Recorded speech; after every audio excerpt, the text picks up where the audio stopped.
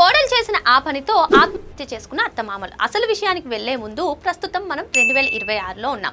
దేశవ్యాప్తంగా కూడా western culture వ్యాప్తి చెందింది. ఇటువంటి నేపథ్యంలోనే అమ్మాయిలందరూ కూడా ఫ్రీడమ్ పేరుతో తమకు నచ్చినటువంటి బట్టలను, పొట్టి పొట్టి డ్రెస్లను వేసుకుంటున్నారు. అయితే ఇక్కడ అసలైన విషయం ఏంటంటే భారతదేశ విలువలు సంప్రదాయానికి వచ్చినట్లయితే గ్రామీణ ప్రాంతానికి చెందిన వారందరూ కూడా ఈ విషయాన్ని ఆబ్జెక్ట్ చేస్తూ ఉంటారు. మరి అసలు ఇంతకీ ఏం జరిగిందంటే హర్యానాలోని పానిపట్ జిల్లాలోని నారా గ్రామంలో రాజేష్ సుమన్ దంపతులకు ఆశీష్ అనే అబ్బాయి ఉన్నాడు. సో ఆ అబ్బాయి సోషల్ మీడియా ద్వారా పరిచయం అయినటువంటి స్నేహ. అప్పటికే ఆ అమ్మాయి సోషల్ మీడియాలో చాలా యాక్టివ్గా ఉంటూ రీల్స్ చేస్తూ ఉంది. అసలే ఢిల్లీ ప్రాంతానికి చెందినటువంటి ఆమె.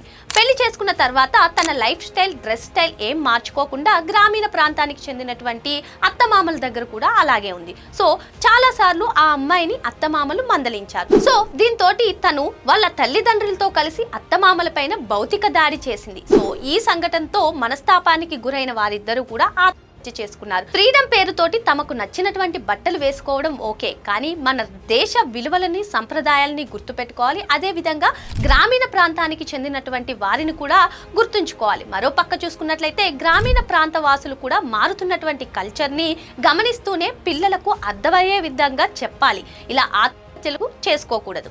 ఈ ఒక్క సంఘటనే కాదు, మనం చాలా సంఘటనలు చూసాము. సోషల్ మీడియా ప్రభావం కానివ్వండి, చిన్న చిన్న అంశాలు కానివ్వండి, ప్రాణాలు తీసుకునేంత వరకు కూడా వెళ్తున్నారు.